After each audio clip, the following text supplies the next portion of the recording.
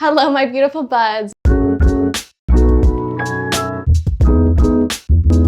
Welcome back to my channel, Sprouts with Joy. My name is Joy, and if you'd like to talk about plants, you're in the right place. You probably know the drill by now. Every single month, I love to do a video just featuring my favorite plants of that month. And believe it or not, it's time for September favorites. Quite frankly, these are the plants that have had a bit of a chokehold on me this month. For one reason or another, I've just been so obsessed with these plants, just keeping an eye on them, like in their progress, their growth, and I'm so excited to share them with you guys because I don't know, I just like to share the love, spread the love, show off the plants that are making me happy, okay? Before I show you the first plant, I do want to preface it by admitting that most of the anthurium in my collection have not been doing so hot, as in, like, they're not dying per se, they're just not doing the best that they've ever done. A lot of the leaves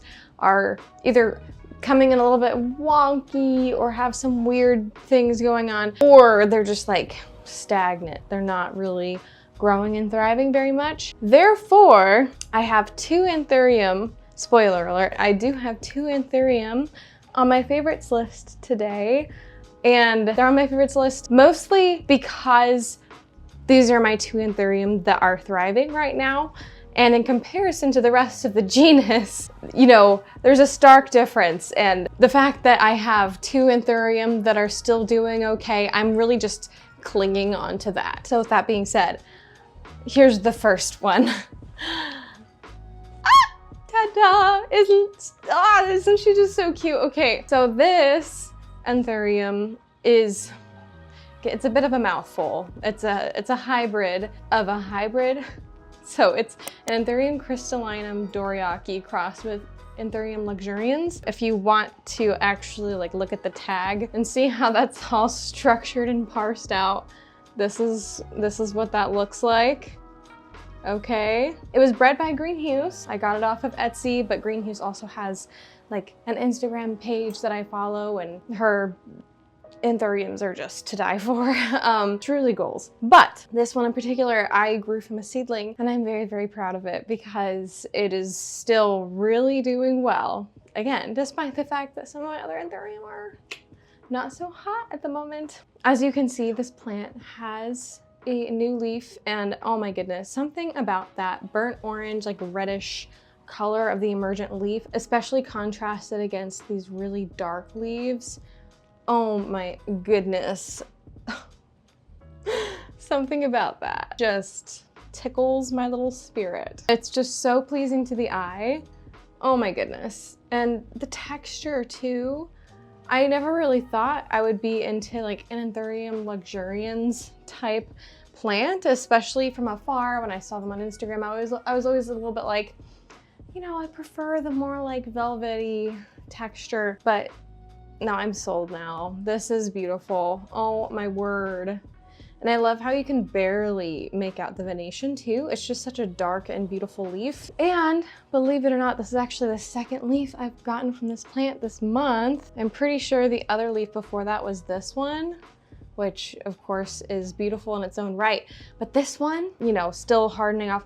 I'm pretty sure it's going to be quite large. This is the first leaf that is cataphyll growth rather than growing from the petiole. Does that make sense? I'm not an expert by any means, but from what I've seen, once anthurium shift to cataphyll growth, which is like coming straight from the stem rather than coming off of the petiole, and this is similar for philodendron as well. Once it shifts to that, that's when it's officially like a mature plant and it is putting off mature growth, and the leaves are going to be most likely bigger. And yeah, this is the first of those leaves. So I am eagerly anticipating just seeing like how big this leaf gets, and also just the fact that she's all grown up. Like, she used to be a seedling and now she's all grown up, and I'm like, I did that. I did that. She grew up with me. There's something so rewarding about that. So yeah, those are the main things I'm loving about this plant and the main reasons I've been obsessing over it so much. I'm also going to talk about my next anthurium right now because may as well. This is my other anthurium in my collection that has been like actually doing really well. And that is my anthurium vitarifolium. Ah! I'm making a lot of weird noises today. They're noises of glee and excitement, okay? But this plant, okay, again, we need to take a moment to really appreciate it. Look at this really long and beautiful leaf right here. And this is another like a new leaf that's still growing. Oh my goodness, such a beautiful plant. This is my like one and only pendant leafed anthurium. I definitely would love to get my hands on like the anthurium pallidiflorum someday because it's very similar, but just different enough that I think I would definitely be interested in it. But in the meantime, this anthurium vitarifolium is certainly filling the gap in my heart. It's filling that need. I mean, it's not a need, obviously, but you know what I mean. It's just fulfilling that like craving, maybe is a better term, for a plant like this in my collection because it's a very unique, different sort of plant. There are also some philodendron and stuff that have like more pendant, strappy leaves like this, I believe. But anyway, that's just a side note. I think that there's a place in every collection for a strappy leaved plant like this, I think is kind of what I'm trying to say. And this plant fulfills that for me. I actually used to have two separate anthurium vitarifolium, but this month I potted them together and I am very happy that I did. This is the second one hanging out in the back here. Actually, the smaller one was technically my first one. And then this larger one that has, I think it had 2 plants in it. That was the other plant that I got second. And yeah, I just potted them together, which is definitely part of the reason that I've been so excited about this plant is that obviously like when you pot 2 plants together and it's just more full, it's just more exciting. Yeah, there's something about that really draws the eye after having 2 separate plants for so long. It's very satisfying. But the other thing is just, I already pointed out the 2 newest leaves to you. This leaf, which is, again, there's like technically lots of separate plants in here, but this leaf and this leaf are the 2 newest leaves that are growing actively right now. There's new growth happening as well, like just starting to emerge, like new leaves, and I am so excited to see what it looks like. Yeah, it just makes my soul and my heart very happy. If you were looking for a new, different type of plant to get, try to find something like this. There's a lot of them out there. I mean, not a lot, but there's several to pick from. Okay, quick coffee break. This right here is my jewel orchid, and I'm gonna bring it in a bit more close so that you can make out the details of this plant because really, this plant is mostly a joy to look at up close. When you look at just the beautiful coloration and the veins and oh my goodness gracious, what a beautiful plant. As you can see, there's also some new leaves happening right now. It makes me so happy. I believe the proper name for this plant is Ludicea discolor. And I'm mainly including this on my favorites list because at the beginning of the month, this plant was not doing well. I had it in a much smaller pot and it was just declining. There was like a whole piece of the plant that fell off and I kind of like panicked because I was like, I thought that things were fine and then it was like overnight, the plant was not fine. What I think was happening is that it was too small of a pot and the soil got too compact. And when I was watering it, you know, I was watering it as I should, but the water was really not fully saturating the soil. And sometimes it's a little bit tricky to tell if that's like happening or not, because like, especially if you're watering like 20 plants at once, you're not always paying individual attention to like how the water is going into the pot. And I think for a while, you know, it was getting a little bit of water, but it just was not fully able to saturate the soil and like really get in there. So, I mean, eventually the plant was like, well, screw that. I'm not gonna live anymore. So yeah, I did panic and immediately, I'm proud of myself for taking immediate action because I think that if I didn't, it would have died. Immediately, I brought the plant down to the basement where like all my potting stuff is, and I just repotted it into new soil, new pot, and it has a lot more space now. And within about a week, this plant was totally turned around and thriving again. I'm so relieved because I would have been so sad to lose this plant. I really have enjoyed growing it because it's definitely unique. It's very different from pretty much any of the other plants in my collection. Like the leaves are so ornamental, and I don't really have orchids in my collection. Obviously this is like a little bit different of an orchid from your classic orchids out there. I don't really keep a ton of plants that have this sort of a vibe. My obsession with this plant was mainly due to the fact that I was keeping such a close eye on it after rescuing it, because I was like, please, like, stay alive, be alive. and then, you know, it started actually actively growing. Like there's a new leaf as well. Yeah, there's just like a couple of new leaves in there. And right now the shape of it is so pleasing. You know, sometimes plants will enter a certain phase where you are just like obsessed with the shape of the plant. And it, you know, it's not always and forever gonna stay this shape unless I intentionally prune it to be that way, because, you know, plants grow. But I wanna point it out and appreciate it while it's here, because something about it just feels very balanced to me. Very, very beautiful. And I'm so happy, so happy. Again, just had to reiterate that I'm very pleased that this plant's still with us. This right here is a very little looking plant. It's small, it's humble, but man, have I been loving this plant this month. This is my Hoya calistophylla. And okay, just look at how perfect this turtle planter is. I got it from Target like 2 years ago, but I just think it's literally the cutest thing. And it's perfect with the Hoya calistophylla pairing.